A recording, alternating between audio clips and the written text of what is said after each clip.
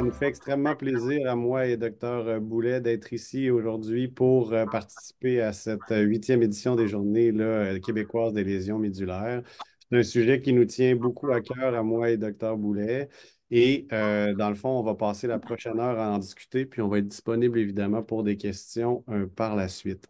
Je tiens juste à souligner, là, peut-être dans la présentation, que je suis le directeur médical du programme de traumatologie pour le CHU de Québec, mais j'ai la chance, là, comme on a dit, d'être avec Dr Boulet, qui est physiatre ici à l'hôpital L'Enfant Jésus à Québec, donc au Centre pour les blessés médulaires de l'Est du Québec, et qui travaille également à l'IRDPQ, là, l'Institut de réadaptation en déficience physique de Québec, qui est une experte en la matière et qui va nous aider là, à clarifier un petit peu comment on peut faire mieux dans nos urgences à Québec et au Québec pour prendre en charge les patients blessés médulaires qui consultent non pas suite à leur traumatisme aigu, mais plutôt dans un contexte de complications dans les semaines, les mois ou les années suivant leur blessure médulaire.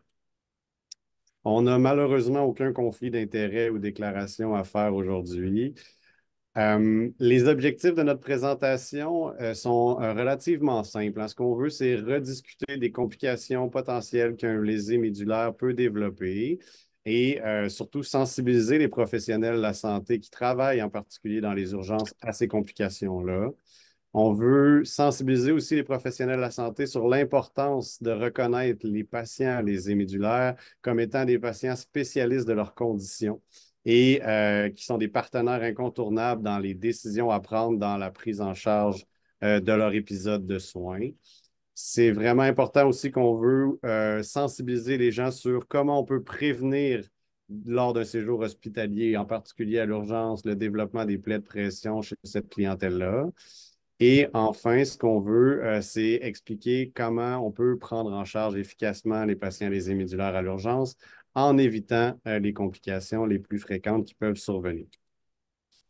On a un plan de présentation qui est relativement simple. On veut d'abord expliquer pourquoi c'est important qu'on parle de ce sujet-là ce midi et qu'on en parle encore sur d'autres plateformes et à d'autres moments.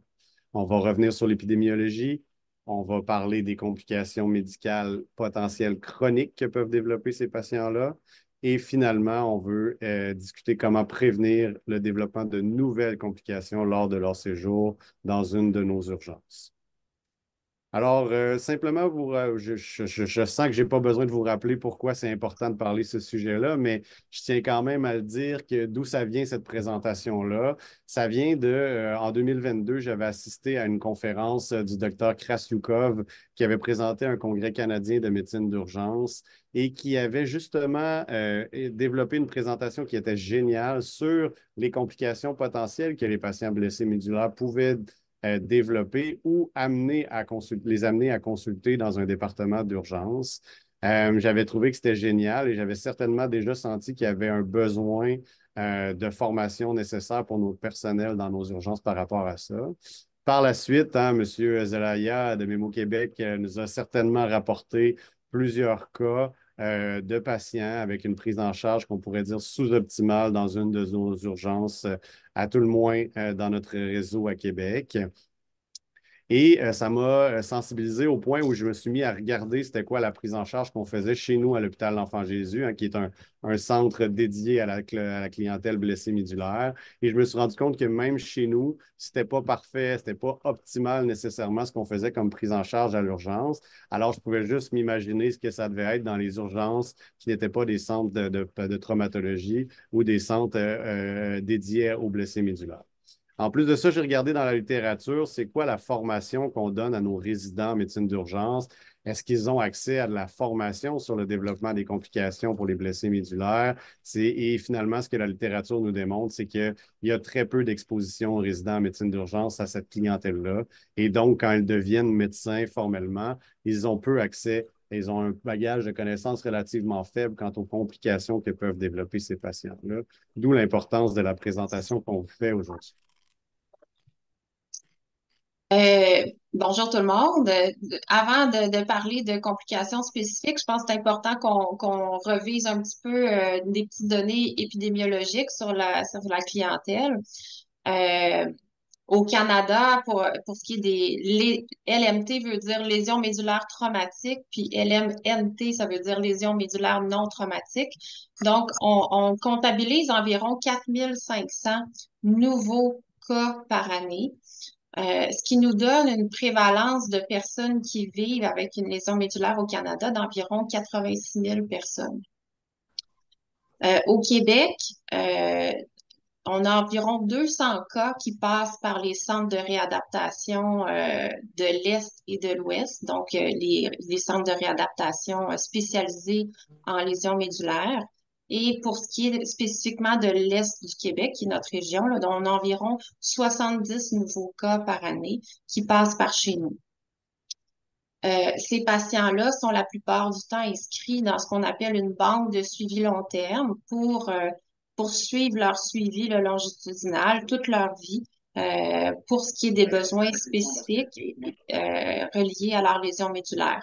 Actuellement, on a environ 1600 à 1700 patients qui sont inscrits dans cette banque-là et qui sont suivis de façon périodique chez nous. On pense qu'environ dans cette banque de patients-là, peut-être pas les 1600, mais il y en a une bonne partie qui visitent l'urgence environ une fois par année pour des complications diverses qu'on va discuter tout à l'heure. Concernant le type de population, ben, les lésions médulaires traumatiques, on parle souvent c'est une population majoritairement d'hommes, donc on dit 8 hommes pour 2 femmes environ. Pour ce qui est des lésions non traumatiques, il y a aussi un petit peu plus d'hommes que de femmes, mais de façon moins marquée. Là, on parle de peut-être 6 hommes pour 4 femmes. L'âge moyen maintenant des gens qui ont une lésion médulaire, que ça soit traumatique ou non traumatique, là, tourne autour de la fin de la cinquantaine, début de la soixantaine. Faut par contre savoir que pour ce qui est des lésions traumatiques, on a une distribution un peu bimodale, donc il va y avoir un pic d'incidence chez le jeune adulte, puis un deuxième pic d'incidence chez la personne plus âgée, souvent en lien avec des chutes, avec de l'arthrose cervicale. Vous avez ici le pourcentage de fréquence des plus fréquentes lésions traumatiques. Donc, les chutes avec le vieillissement de la population sont devenues notre mécanisme vraiment le plus fréquent. Donc, on a un peu plus que la moitié de nos cas traumatiques qui sont des chutes. Et bon, le deuxième plus fréquent est les accidents de véhicules automobiles. Le troisième, c'est les sports, en particulier l'été, les vélos de montagne, les scooters, etc. Si on peut appeler scooter, pas scooter, mais motocross, que je voulais dire. Donc, motocross qui est pas sur une route utilisée par les véhicules automobiles. Il y a aussi des accidents reliés au travail, donc où la CNESST est impliquée, et on a quelques cas d'agression, chose heureusement qui est beaucoup moins fréquente qu'aux États-Unis.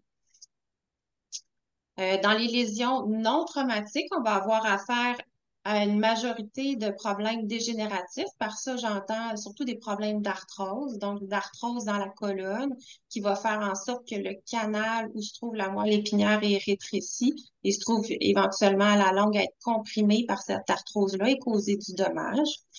On a des situations, c'est des tumeurs. Donc, souvent, soit des métastases d'une tumeur ailleurs au sein, au côlon, qui va métastasier proche de la moelle épinière puis qui va la comprimer. On peut avoir des problèmes d'infection, entre autres, par exemple, ça peut être un utilisateur de drogue intraveineuse qui va se contaminer avec une bactérie qui va aller faire un abcès près de sa moelle épinière qui va la comprimer. Il y a aussi des troubles vasculaires puis inflammatoires. Donc, là-dedans, on rentre les myélites inflammatoires. Aussi, les problèmes qui surviennent suite à des chirurgies vasculaires où l'apport sanguin qui va à la moelle épinière est temporairement compromis, puis ça va causer ce qu'on appelle un infarctus de la moelle épinière. Puis, bon, on peut avoir différentes causes diverses qui rentrent là-dedans. pour essayer de bien comprendre le type de lésion à laquelle on a affaire.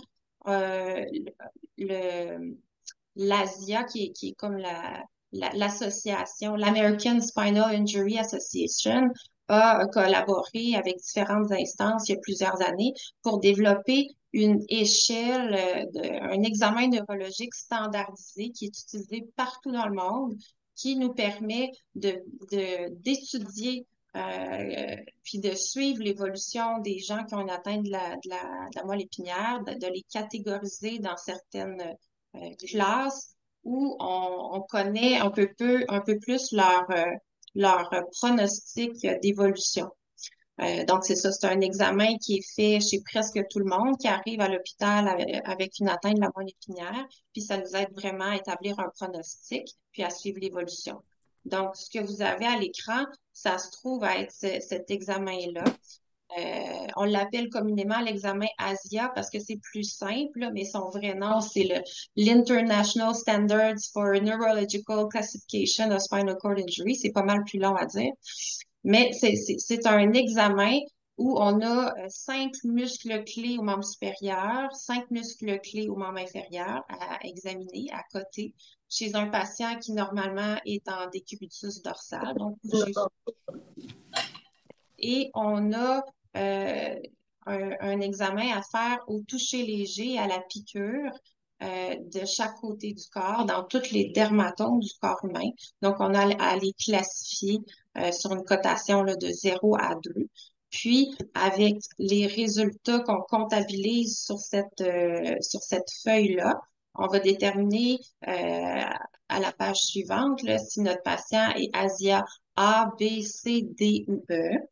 Et contrairement aux résultats scolaires, c'est dans le sens inverse. Donc, l'ASIA A correspond à nos lésions les plus sévères et l'ASIA E correspond à quelqu'un qui a récupéré une fonction neurologique normale là, après avoir eu peut-être une petite atteinte initiale. Donc, nos ASIA A, peut-être je peux redonner un petit peu plus d'explications là, sur les ASIA rapidement. Donc, les ASIA A, ce sont les lésions qui n'ont aucune préservation à la région sacrée. Donc, en S4, S5, donc à l'examen autour de l'anus, il y a pas de sensation ni de contraction.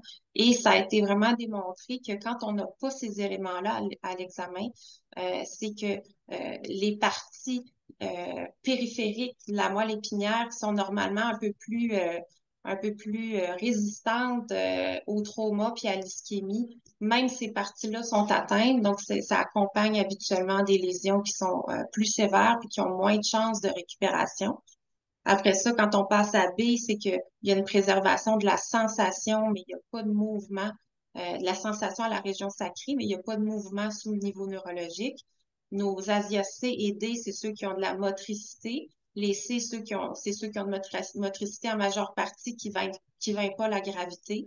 Puis les D, c'est ceux qui sont plus forts, qui sont capables de vaincre la gravité dans la plupart de leurs muscles. Puis E, j'ai dit, ben, c'était une récupération quasi normale. Donc, euh, actuellement, le profil de type de lésion qu'on a dans les hôpitaux, c'est qu'on a une majorité de tétraplégiques incomplets. Viennent ensuite là, les paraplégiques incomplets et on a une proportion un peu moindre là, de tétracomplets puis de paracomplets ensuite. Pour ça, c'est les pourcentages qui concernent les lésions traumatiques. Concernant les lésions non traumatiques, habituellement, dans 95% du temps, on a affaire à des lésions qui sont incomplètes. Quand je dis incomplètes, je veux dire les lésions B, C, D et E. Donc, une lésion complète, c'est ASIA A, puis toutes les autres, c'est des incomplètes. C'est avoir une atteinte à la moelle épinière, ça a quand même un impact sur l'espérance de vie. Un peu moins quand les lésions sont moins importantes. Donc, nos patients qui sont asiadés, donc qui ont une force qui vainc la gravité dans la plupart de leurs segments, ont à peu près une diminution d'espérance de vie de 5 ans, mais ça peut aller jusqu'à une trentaine d'années si on a un tétraplégique complet plus haut qui a besoin d'un ventilateur pour survivre. Les causes de décès les plus fréquentes de la population des blessés médulaires, ben, le numéro un, c'est les pneumonies, donc des complications respiratoires.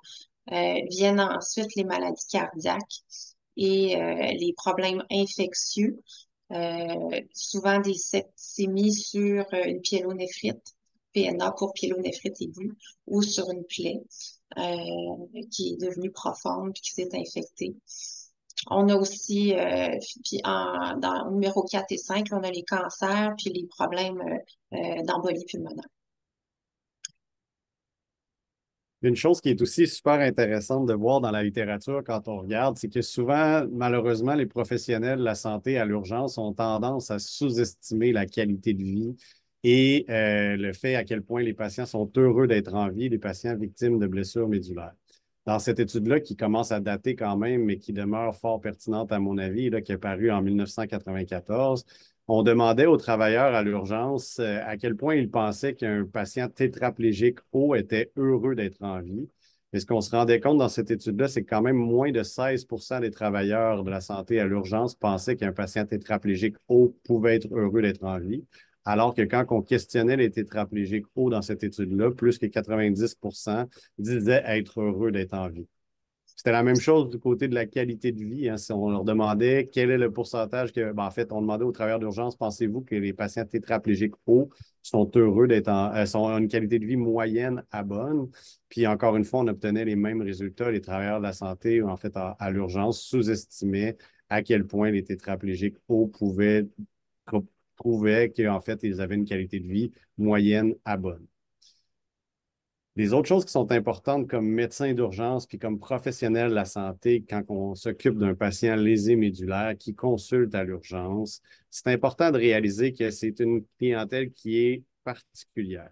C'est des patients qui viennent avec un background, si vous me pardonnez l'anglicisme, ou avec une histoire qui est différente de la clientèle standard. Ils ont un vécu qui est important puis qui a été quand même certainement impactant sur leur personnalité, sur leur personne qu'ils sont devenus.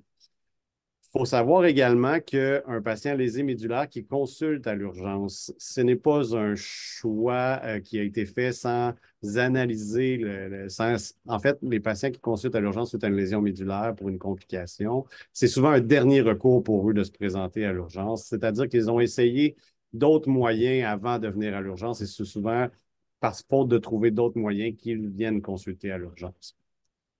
L'autre élément qui est intéressant de savoir puis d'apprendre par rapport aux lésions médulaires qui consultent à l'urgence, c'est que quand ils consultent à l'urgence, par exemple, parce qu'ils font de la fièvre ou parce qu'ils ont des symptômes urinaires où ils ne se sentent pas bien, euh, quand ils se présentent au triage à l'urgence, ils n'ont pas nécessairement envie de raconter comment ils sont devenus un blessé médulaire il y a 20 ans ou il y a 10 ans. Ce qu'ils ont envie, c'est de parler de comment ils se sentent et pourquoi ils consultent à l'urgence. Alors que nous, du côté d'un professionnel de la santé, on a souvent envie, on est curieux, on a souvent envie de connaître les détails de pourquoi ou comment ils sont devenus un blessé médulaire. Mais vous comprenez que si l'infirmière au triage demande comment c'est arrivé leur traumatisme, puis qu'après ça, l'étudiant en médecine demande comment est arrivé leur traumatisme, puis après ça, le médecin redemande comment est arrivé leur traumatisme, ça peut être devenir tannant puis irritant pour ces patients-là. Donc, c'est important de garder ça en tête. L'autre chose aussi qui est importante à connaître comme professionnel de la santé, c'est que tous les patients blessés médulaires ont, après leur séjour hospitalier initial, un séjour dans les instituts de réadaptation qu'on a au Québec, donc à l'IRDPQ ou dans l'institut qui est lié à Montréal. Et dans cet endroit-là, dans le fond, les physiatres médulaires, tous les professionnels qu'il y a dans ces instituts de réadaptation-là vont vraiment bien former les patients pour être des spécialistes de leurs conditions personnelles. Ces patients-là, ils connaissent leur dossier et connaissent souvent ce qui les amène à venir à l'hôpital et peuvent vraiment nous aider à guider leurs soins. Ça peut amener un petit peu parfois une certaine confrontation avec les médecins, alors que habituellement, on est plus ceux qui dictent quelle va être la conduite pour les patients. Et là, quand les patients nous disent qu'ils ont besoin, on peut sentir parfois une certaine confrontation, mais il faut faire attention à ça. Il faut vraiment qu'on reconnaisse puis qu'on écoute les patients les hémédulaires qui consultent à l'urgence parce qu'ils connaissent leurs conditions et peuvent vraiment nous aider à guider leurs soins. Donc, c'est vraiment important qu'on soit sensibilisé comme professionnel de la santé par rapport à ces aspects.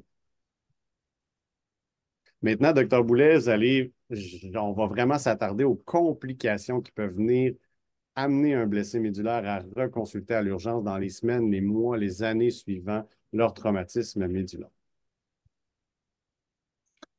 Je trouve important d'insérer ici cette diapo-là, juste pour rappeler à tout le monde l'importance de la moelle épinière dans tous les systèmes du corps humain, avec ce qu'on appelle le système nerveux autonome. Donc, vous avez à droite le système sympathique, à gauche le système parasympathique, qui ont chacun un impact, un rôle à jouer sur tous les organes et faut comprendre qu'une atteinte de la moelle épinière, ça donne pas juste une paraplégie, donc une atteinte motrice et sensitive, mais ça a un impact significatif sur tout le fonctionnement de ces organes-là.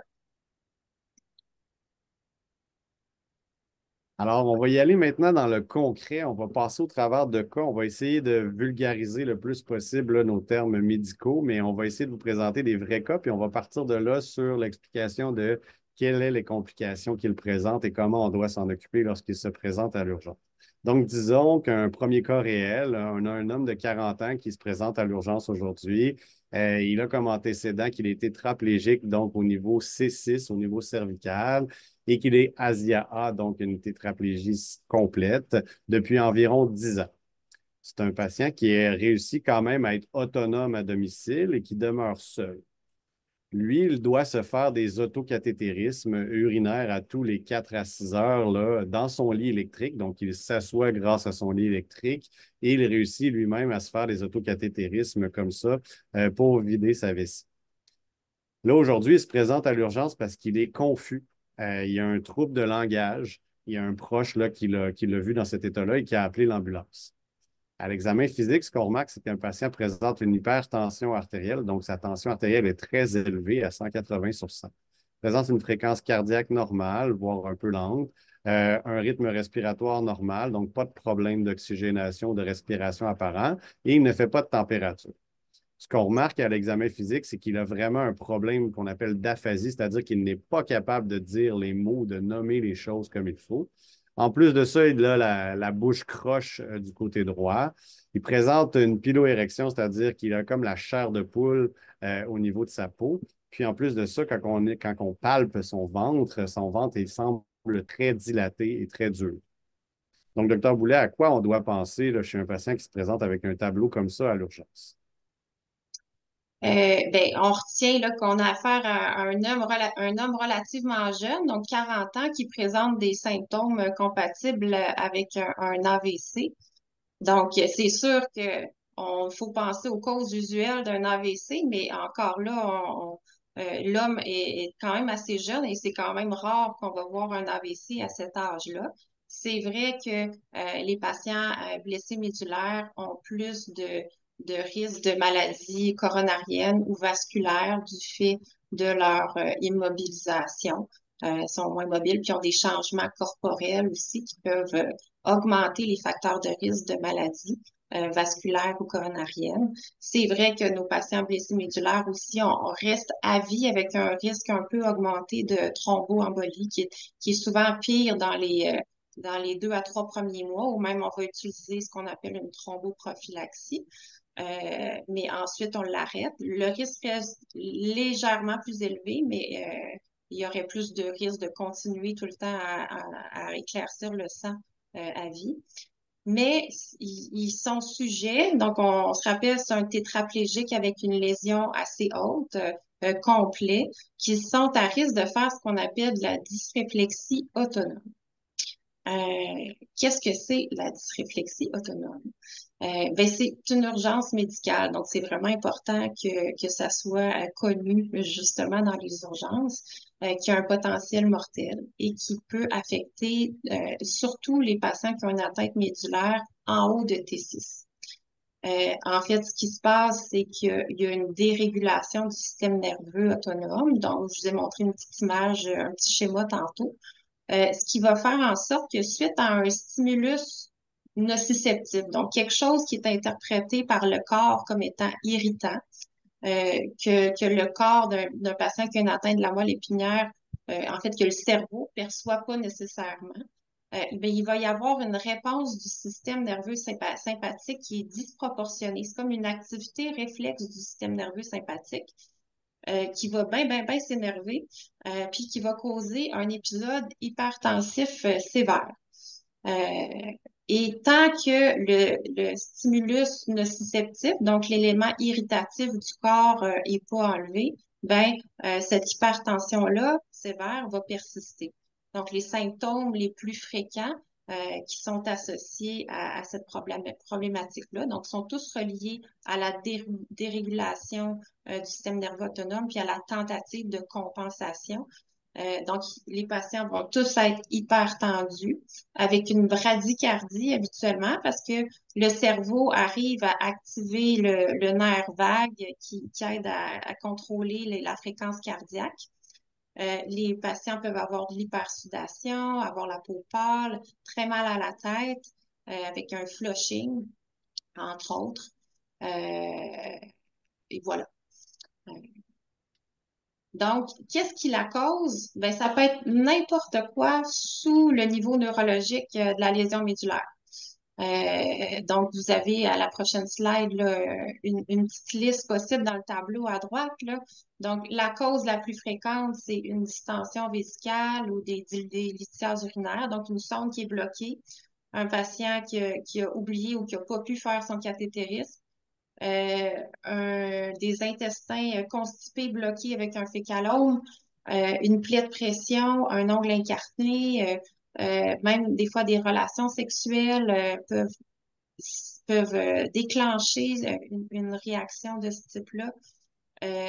Une fracture, une phlébite, en fait, n'importe quoi qui est irritatif sous le niveau de la lésion.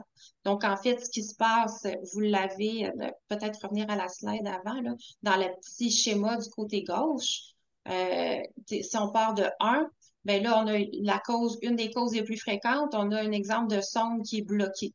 Puis là, la vessie, elle peut plus se vider, elle est en train de se distendre. Ça envoie un influx nociceptif, donc un influx irritatif à la moelle épinière en 2, qui va aller faire un relais dans la zone du système nerveux sympathique en 3. Donc, le système sympathique s'énerve beaucoup, ça augmente la pression artérielle, donc en 4.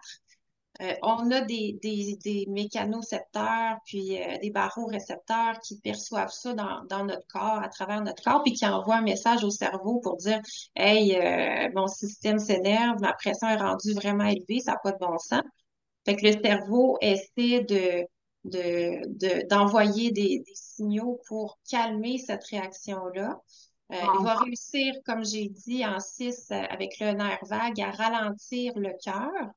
Mais à cause de la lésion à la moelle épinière, arrivera pas à calmer notre système nerveux sympathique qui s'est emballé. Les messages qu'il envoie par en bas, ça passe pas. Ce qui fait que tant qu'on n'enlève pas la cause, ça persiste. Donc, le traitement de ça, c'est pas de juste de baisser la pression artérielle, c'est de trouver qu'est-ce qui a entraîné cette élévation sévère de la pression artérielle. Donc, il faut se mettre à la recherche, puis on a un algorithme qui a été développé puis qui est recommandé à utiliser dès qu'on a une situation de ce type-là chez un blessé médulaire. Donc, première chose, asseoir le patient à 90 degrés. Juste le fait de s'asseoir, des fois, ça peut contribuer à baisser un peu la pression, à amener un monitoring de la tension artérielle, puis survoler rapidement les causes. Puis comme je vous ai dit tantôt, la cause la plus fréquente, c'est un blocage urinaire. Donc, si le patient a une sonde, on vérifie si elle draine bien.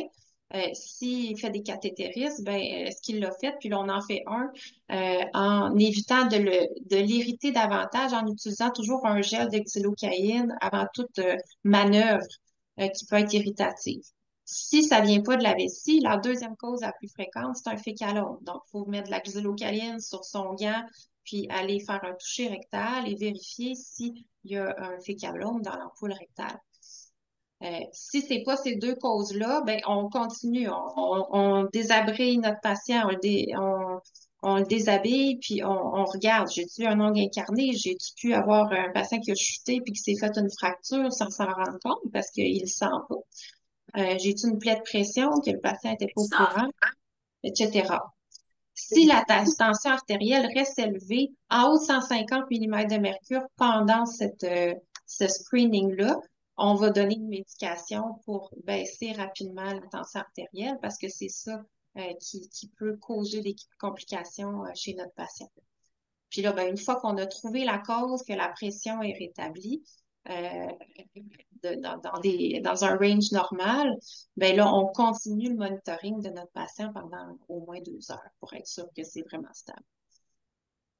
Donc, si on revient sur ce cas-là, malheureusement, ce qui est arrivé, c'est qu'il y avait eu une panne d'électricité pour ce patient-là à la maison. Donc, il n'était plus capable d'utiliser son lit électrique pour pouvoir s'asseoir et faire ses autocathétérismes urinaires. Par conséquent, il a développé graduellement un globe vésical, ce qui l'a amené à faire la réaction que Dr. Boulet vient de nous expliquer, la dysréflexie autonome, ce qui a entraîné une hypertension très sévère. Et malheureusement, quand la tension est très élevée, ça favorise le développement de la rupture d'un petit vaisseau sanguin au niveau du cerveau. Et ça donne ce qu'on appelle une hémorragie intraparenchymateuse, donc un saignement au niveau du cerveau du patient qui expliquait très bien les symptômes neurologiques qu'il présentait à ce moment-là quand il est arrivé à l'urgence. Donc, ce qui a été fait, c'est exactement ce que Dr. Boulet vient de dire. Rapidement, on s'est rendu compte qu'il avait un globe vésical. Il a eu une sonde urinaire qui a été installée. Et on a développé aussi, on a parti rapidement aussi des traitements antihypertenseurs puisque sa pression demeurait élevée. Et le patient a dû nécessiter une consultation en neurologie et une admission à l'hôpital suite au développement de cette complication-là. Donc, ça, c'était le cas numéro un. Le deuxième cas dont on veut vous parler, c'est cette fois-ci, admettons qu'on aurait un homme de 50 ans qui consulte à l'urgence parce qu'il présente là, vraiment une détresse respiratoire, une difficulté à respirer importante. Comme antécédent, ce patient-là est connu tétraplégique à C5, ASIA-A également. Il est également connu pour un syndrome d'apnée-hypopnée du sommeil, c'est-à-dire qu'il fait des fameuses pauses respiratoires lorsqu'il dort et qu'il a besoin d'avoir un CPAP, un appareil qui pousse de l'air pour l'aider à respirer durant son sommeil. À l'histoire, ce qu'on reconnaît, c'est qu'il fait de la température depuis 48 heures, il a une bonne grosse toux grasse et il se plaint d'un essoufflement progressif. Quand on examine ces signes vitaux à l'urgence, on remarque que c'est quelqu'un qui respire beaucoup plus vite que la normale et qui a besoin de beaucoup d'oxygène pour réussir à avoir un taux relativement satisfaisant au niveau de son sang d'oxygène. Le patient est un peu tachycarde, c'est-à-dire que son cœur bat vite et il fait de la température lorsqu'il consulte à l'urgence. On remarque qu'il a une certaine obésité abdominale et qu'il travaille très fort pour respirer. On voit qu'il utilise beaucoup ses muscles au niveau de son thorax pour respirer. Donc, on lui fait rapidement une radiographie des poumons qui démontre une pneumonie là, à la base droite de son poumon. On voit ici là, que c'est très blanc sur la radiographie des poumons. Donc, docteur Boulet, qu'est-ce qu'on doit penser spécifiquement chez le patient qui présente ce tableau-là et qui consulte à l'urgence? Si on se rappelle, tout à l'heure, j'ai mentionné les pneumonies, c'est la cause numéro un des décès chez nos patients tétraplégiques. Puis on a un exemple aussi chez ce patient-là, notre clientèle est plus susceptible de faire de l'apnée du sommeil. Donc, c'est 10 fois plus fréquent chez les patients blessés médulaires que dans la population générale.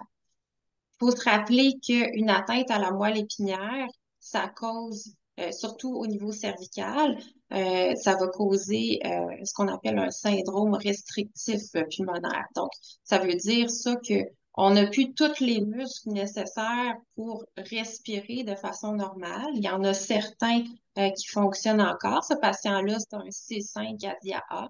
Donc, il est pas mal dans les niveaux tétraplégiques un peu les plus hauts qui arrivent à fonctionner sans respirateur. À partir de C4 en montant, souvent on va avoir besoin d'un respirateur à plus long terme. Donc, c'est un patient qui a probablement une réserve très limitée et que n'importe quelle infection respiratoire va aller gruger cette réserve-là, puis faire en sorte que, c'est ça, il va développer plus facilement une détresse respiratoire. Euh, il faut se rappeler aussi un peu à notre anatomie. Donc, les principaux muscles respiratoires, inspiratoires, c'est notre diaphragme qui est innervé par C3, C4, C5. Puis les principaux muscles pour faire tousser, donc pour expectorer, c'est les muscles abdominaux qui sont de T1 à T12. Donc, ils sont beaucoup plus bas que le niveau neurologique de ce patient-là. Donc, c'est un patient qui n'a pas la capacité de tousser puis de sortir le méchant dans ses poumons.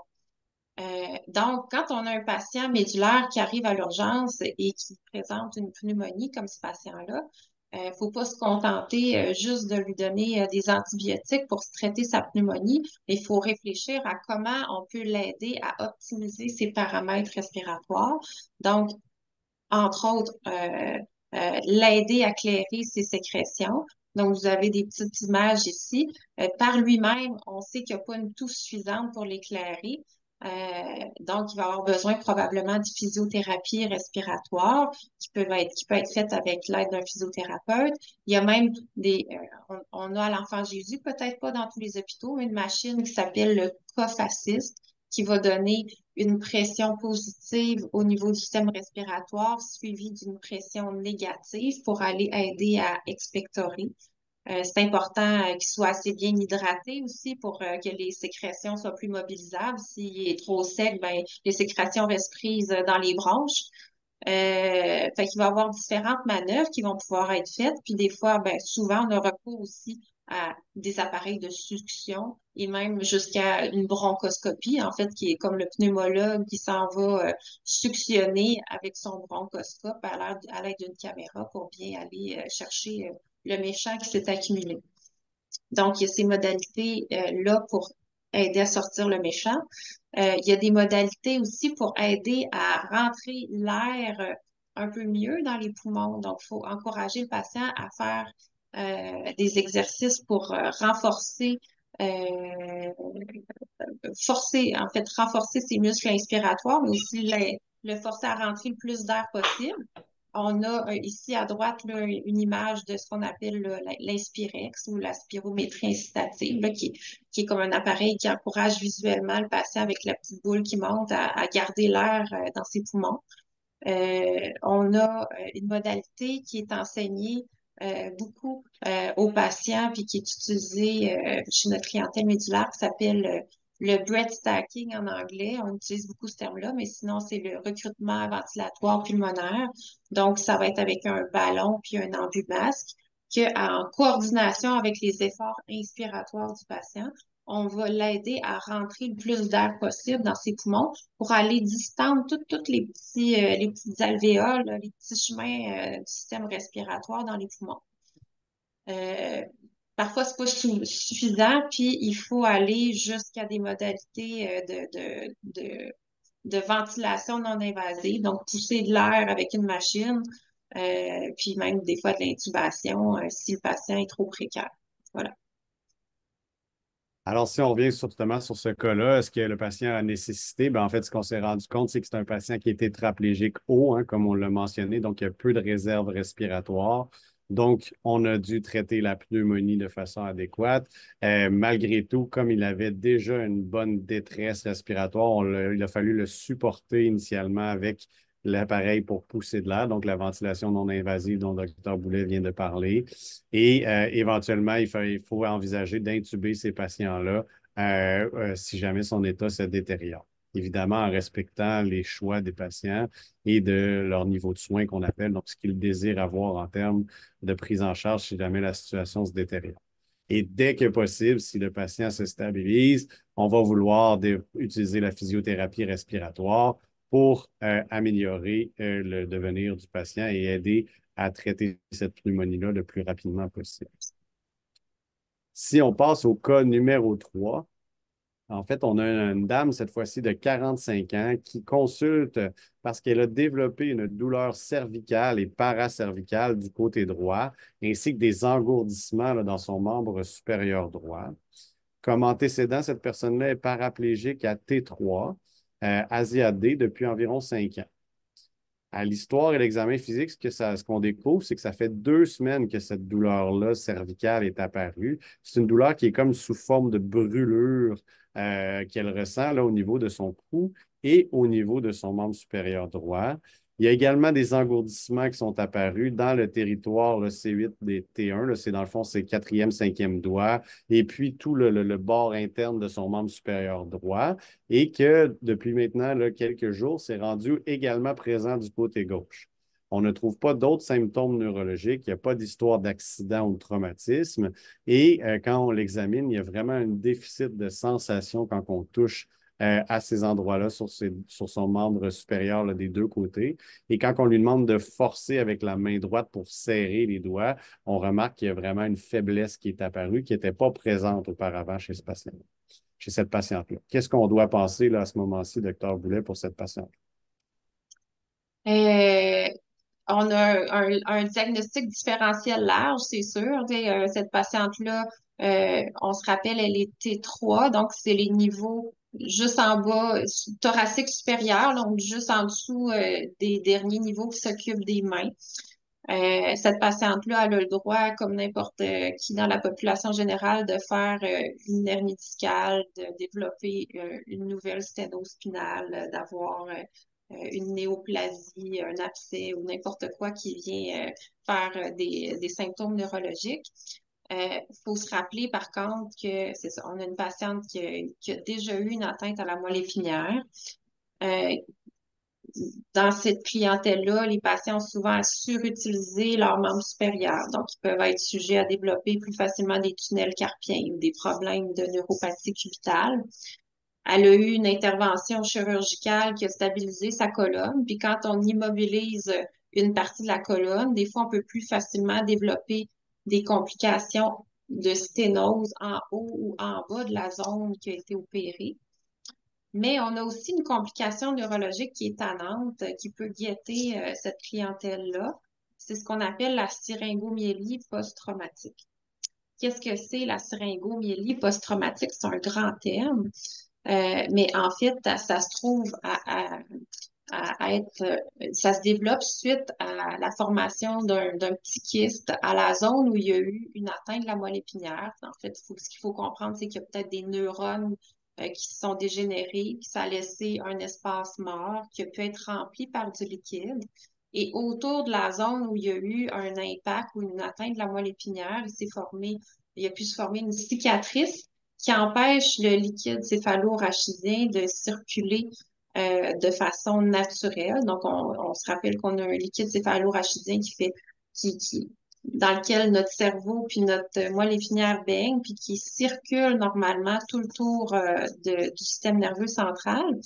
Et s'il y a de la cicatrisation qui s'est faite, ben, il peut être bloqué dans sa circulation, puis forcé de rentrer à l'intérieur de la moelle épinière parce que là, elle est affaiblie à cause qu'elle a déjà eu un trauma, puis qu'il y a des neurones qui ont laissé de la place à de l'espace mort. Fait qu'avec le liquide qui s'infiltre progressivement, ça peut faire ce qu'on appelle une syringo-hydromyélie. Donc, si on voit la diapo suivante, Oui. on voit, c'est ça, un schéma qui explique, dans le fond, qui démontre un peu une cavité remplie de liquide là, du côté droit. Et c'est une problématique qui peut survenir entre quelques mois et même 25-30 ans après une atteinte médulaire initiale. Donc, ces problèmes de syringo-hydromyélie, leur présentation habituelle, c'est souvent une douleur au-dessus du niveau de lésion qui est connu. Donc, il peut être une douleur qui peut être sourde, un petit peu continue, brûlure, avec des symptômes neurologiques là, qu'on appelle de l'allodynie, l'hyperesthésie. Puis, les manœuvres de Valsalva, de tout déterminant, peuvent faire augmenter cette douleur-là. Parce que nos manœuvres c'est ça, de tout vont avoir un impact un peu sur la pression au niveau du liquide céphalo-rachidien, puis ça va augmenter les symptômes. Euh, Donc, présentation clinique, donc douleur souvent qui est le premier, douleur nouvelle qui est le premier symptôme. Mais là, avec l'atteinte progressive de la moelle épinière, ben, il va y avoir des pertes neurologiques, donc une faiblesse qui n'était pas connue, des engourdissements qui n'étaient pas connus. Il peut y avoir des symptômes aussi d'hypersudation parce que ça peut finir par atteindre le système nerveux autonome qui n'était pas atteint avant, avec de l'hypotension orthostatique. Ça peut déclencher ce qu'on a vu dans notre premier cas, des symptômes plus d'allure dysréflexie autonome. Ça peut changer le fonctionnement de la vessie et des intestins qui étaient déstabilisés, mais que là, ça marche plus. Euh, Puis ça peut mener aussi à, si ça monte jusqu'au bulbe rachidien, ben là, à des symptômes associés là, à compression dans le bulbe. Donc, des troubles de dysphagie, des détériorations respiratoires, etc. Vous avez ici là, une résonance de la colonne qui montre un cas sévère. C'est pas tout le temps aussi marqué que ça, là, mais c'est une syringo-hydromyélie extensive de la moelle épinière là, qu'on voit qui débute au début à la fin de la zone cervicale, là, puis qui descend tout le bas jusqu'à la région lombaire. Ce que vous voyez en blanc au centre avec les flèches, là, c'est du liquide qui est à l'intérieur de la moelle épinière. Donc, c'est ça, c'est que chez les patients qui arrivent à l'urgence avec une détérioration, avec des symptômes de détérioration neurologique, faut être à l'affût de ça et ne pas gêner pour demander une résonance magnétique de contrôle de leur zone de lésion médulaire.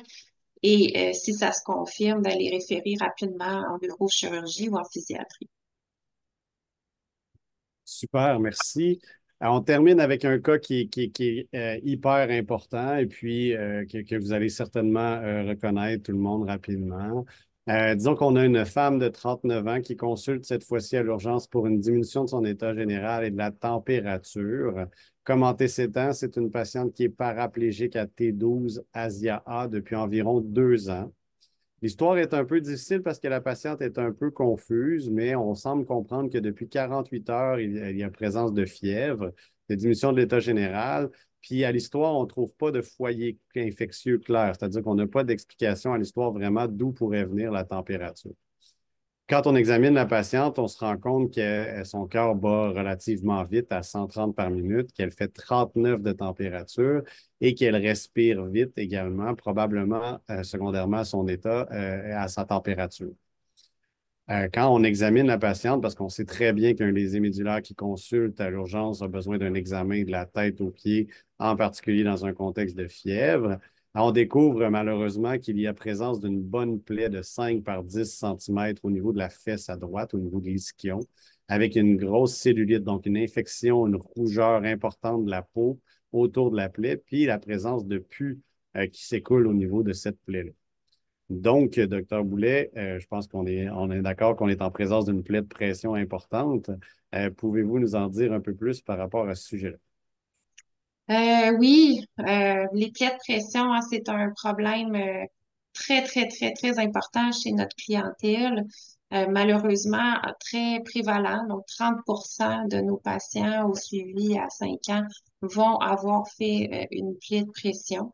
Et il peut avoir récidive, risque de récidive encore plus augmenté s'il y a un problème additionnel de diabète, de tabagisme ou de maladie cardiovasculaire. Donc, les plaies de pression, en passant rapidement, ça se développe toujours au niveau des zones de proéminence osseuse. Donc, vous avez avec les points rouges, les zones qui sont plus à risque selon la position du patient. Voilà.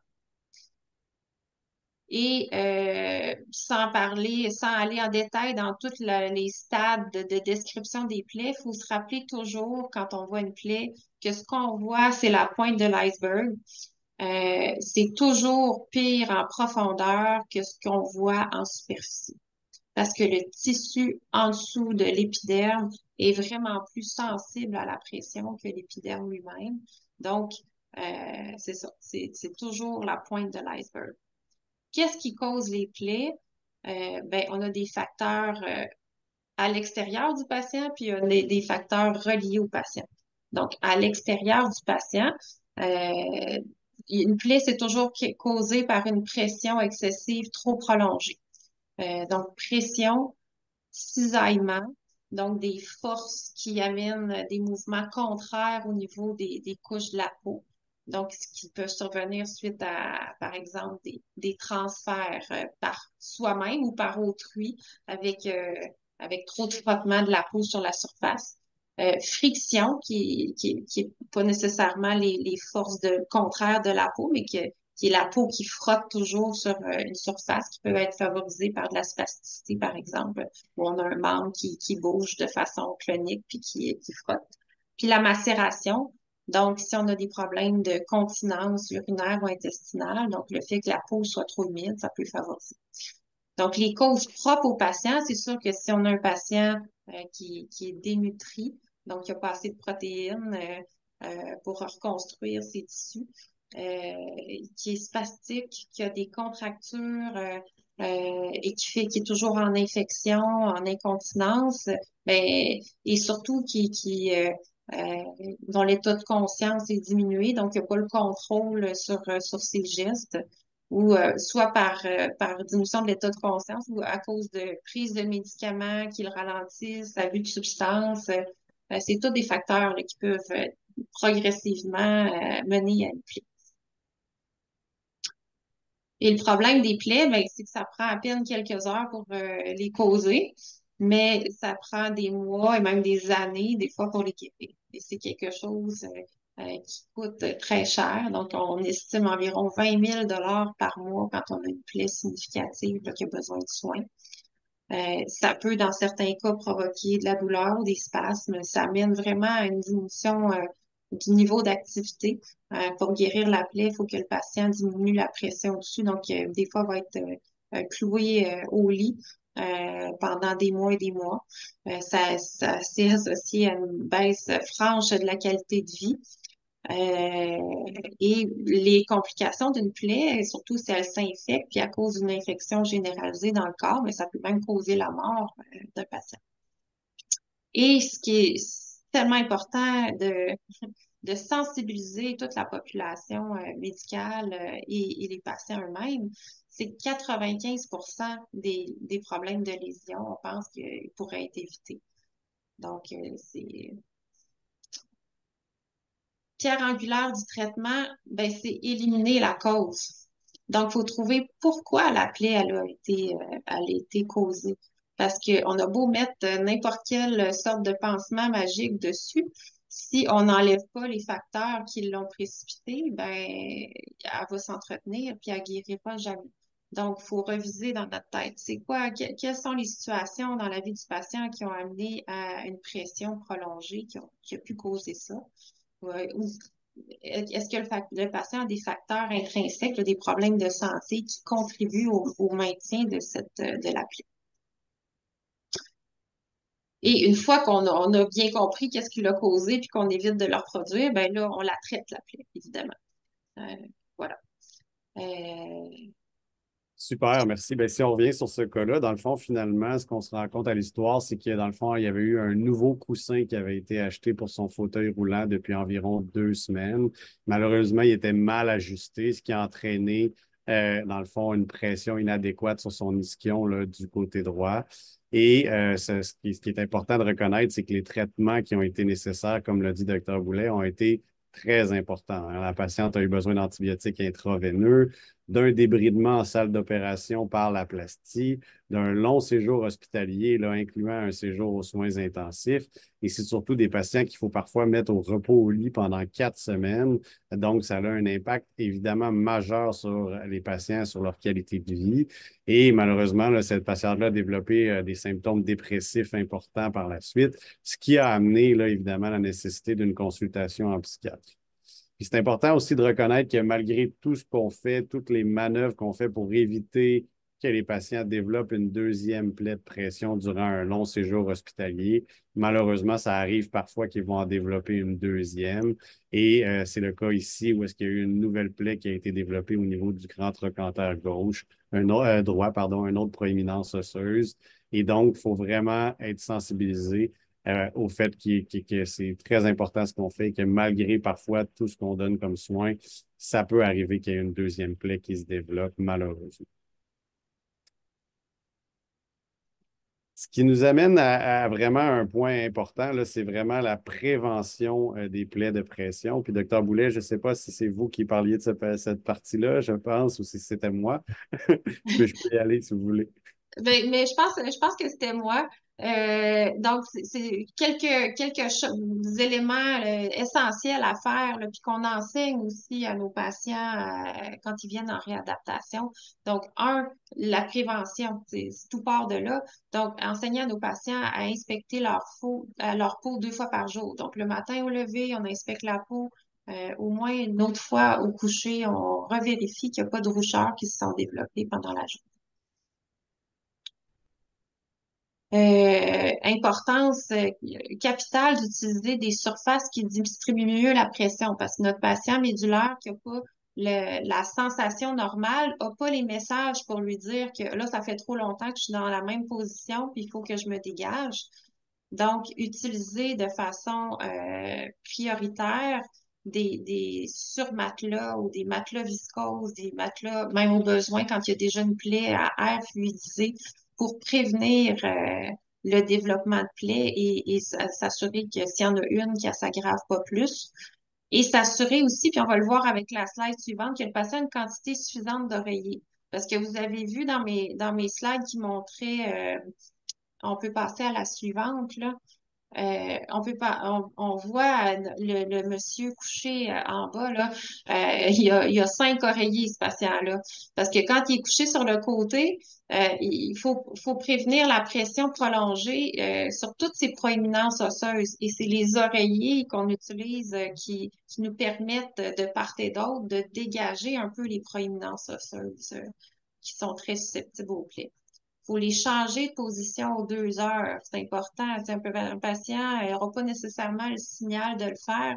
Et s'il est une civière à l'urgence qui est pas comme son matelas habituel dans son chez-soi, il y a probablement plus de pression qu'habituellement sur lui. S'il est endormi, il faut malgré tout l'aider, là. Il n'aura peut-être pas la capacité de se faire ces changements de position par lui-même. Donc, il doit être aidé par le personnel infirmier à faire ces mobilisations. Éviter la position semi-assise, ça, on le répète jamais assez. Quand on est semi-assis, on a tellement de plaies de pression qui se développent à cause de ça. La pression aux ischions est 10 fois plus grande euh, que la pression minimalement nécessaire pour poser une plaie. On peut passer rapidement sur celle-là, éviter le cisaillement. Et ça, c'est la slide importante. Et je pense que, Dr. Malo, c'était vous qui embarquiez à ce moment-ci. Yes, absolument. Ben, en fait, cette diapositive-là est hyper importante pour nous. En fait, on a développé en collaboration avec l'IRDPQ cette affiche-là qui a été déployée dans toutes les urgences du CHU de Québec et j'espère éventuellement dans toutes les urgences au Québec. C'est une affiche qu'on veut, qui est d'abord plastifiée, qui est recto-verso et qu'on veut qu'elle soit déposée sur les dossiers médicaux des patients blessés médulaires ou lésés médulaires qui se présentent à l'urgence pour une consultation pour une raison X. Hein, ce que cette affiche-là résume pratiquement tout ce qu'on vous a dit aujourd'hui, c'est-à-dire qu'on rappelle en gros que les patients lésés médulaires sont les spécialistes de leurs conditions et de sa propre expérience. Il faut les écouter. Il faut être attentif à ce qu'ils nous suggèrent, à ce qu'ils proposent ou à ce qu'ils pensent qui est la cause de leur consultation à l'urgence.